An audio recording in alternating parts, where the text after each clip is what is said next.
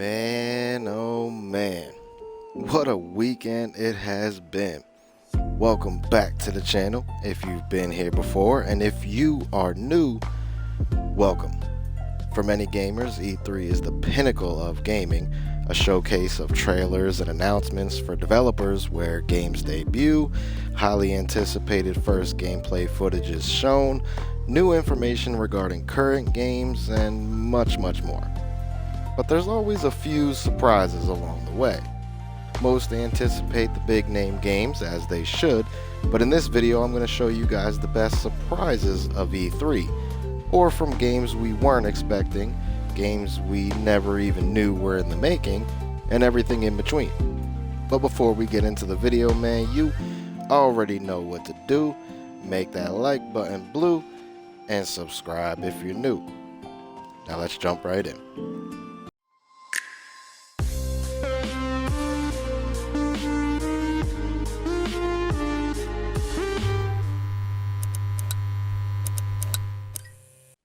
Coming in at number 1 is Sherlock Holmes Chapter 1. Developed by Frogwares and is the next installment since the previously released Sherlock Holmes, The Devil's Daughter back in 2016. In this heavily story-based thriller, you play as a young version of Detective Sherlock Holmes investigating the death of his mother. No true gameplay just yet, but you could assume it would be similar to the previous versions with next-gen upgrades. And if that's the case, this is a game that was definitely a pleasant surprise and one I cannot wait to get my hands on. No official release date yet, but it is said to be released sometime later this year. Coming in at number 2, Martha is Dead. Developed by S.T.A.L.K.E.R, a small-time studio also known for its work on The Town of Light, Martha is Dead is a first-person psychological thriller set in Tuscany, 1944, during the Second World War. Where a body is found drowned in a lake, you play as the twin sister of that dead body and deal with superstition, psychological stress, and the trauma of loss, all while there's the fear of a war going on around you. I remember seeing this before E3 maybe a year or so ago, and even at that time I took one look at the game and said, yep, this is something I'd love to play. Having forgotten all about it, the trailer presented during E3 was nothing short of a reminder of what I once was already incredibly excited to play. I was not expecting to hear anything about it, in fact, forgotten about it as a whole, and was a nice surprise when I realized what they were showing, and can't wait yet again to play this when it does release. Said to be sometime later this year, as no official release date has been given. And at number 3, quite possibly the biggest surprise of the weekend, came at the end of Ubisoft's presentation, Avatar: Frontiers of Pandora. This game, developed by Massive Entertainment specifically, came out of left field and so far looks amazing, as much as you would expect an Avatar game to look. It's said to be a first-person action-adventure game built from the latest iteration of the Snowdrop engine, and was developed solely with next-gen consoles in mind, and PC as well, of course. But that was a very good sign to me that they weren't split on resources or trying to optimize a lesser version for a higher power system or anything like that. So it was built on a brand new specific engine with the power of next-gen technology. And it is also said to be an open world with its very own standalone story, not one taken from the movie. So this game was literally built from the ground up with a new engine and a new story. No official release date just quite yet, but they have said to expect it sometime in 2022.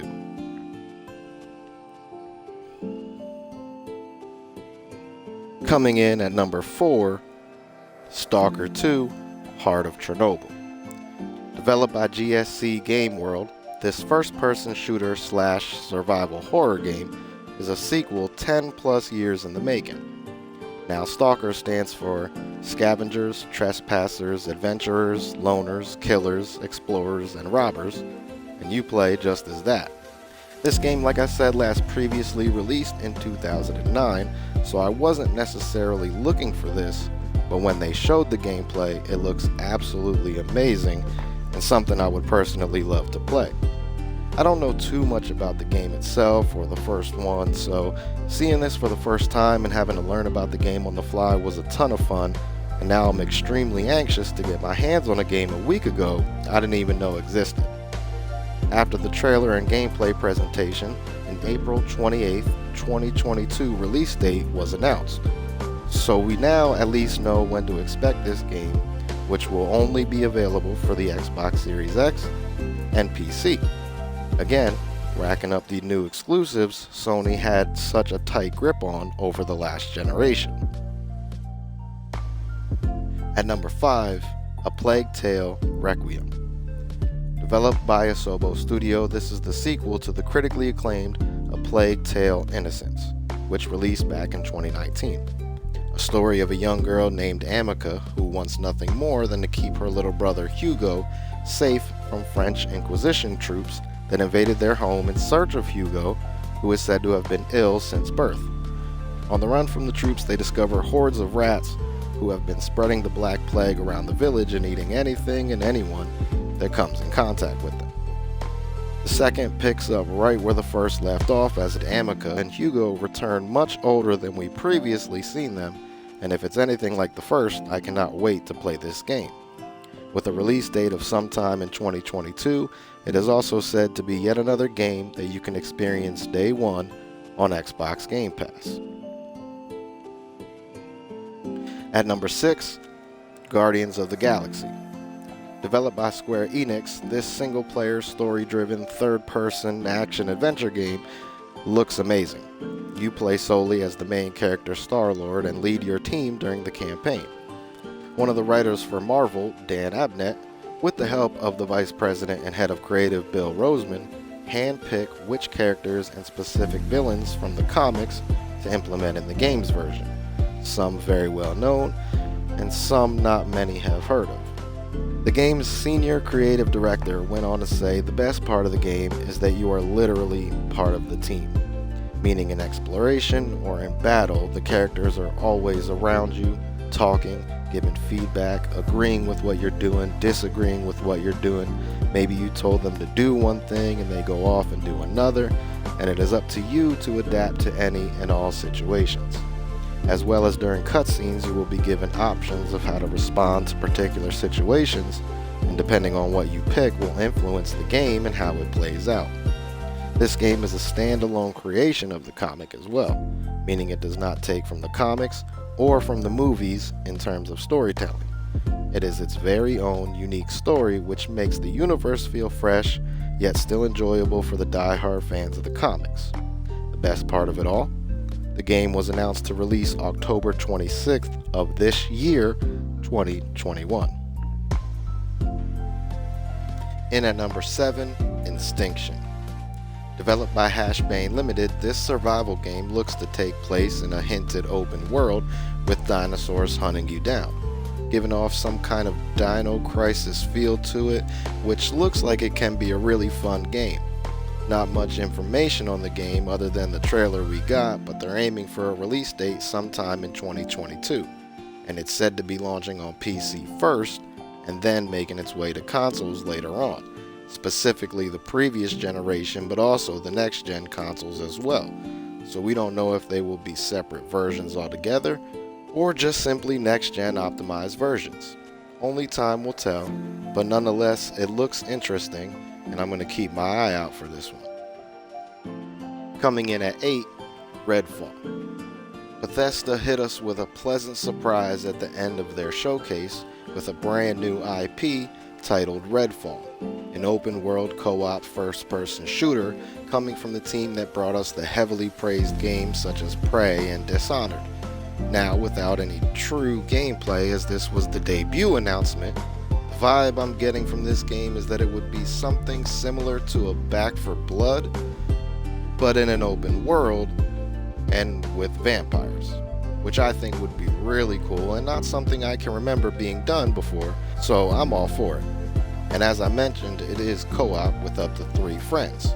or you can choose to play it solo. The choice is yours, but I'm glad it is a team of 4 co-op and not just 3 players, which we'll touch on later. But I am definitely intrigued by this announcement and will be looking forward to hearing more about it in the future, as it's said to release sometime in 2022, as this Xbox exclusive title will also launch day 1 on Game Pass. In at number 9, Esports Boxing Club. Developed by Steel City Interactive, this isn't quite the name value of a fight night, but don't let the name fool you.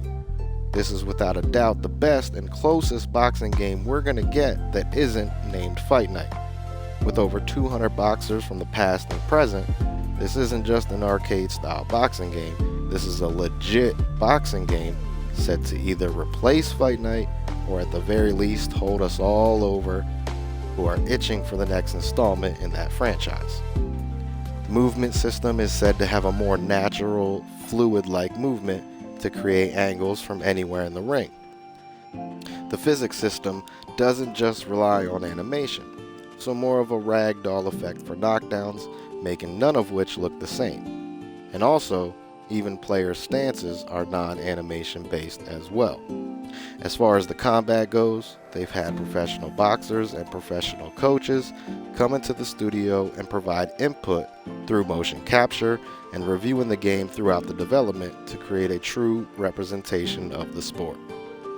No release date yet, but it is, however, said to be released sometime this year on PC and later on console. And last but not least, Evil Dead. The popular movie franchise is finally getting its own game. Developed by Saber Interactive, play as Ash Williams and others from the movie in co-op as well as PvP. The game visually looks incredible.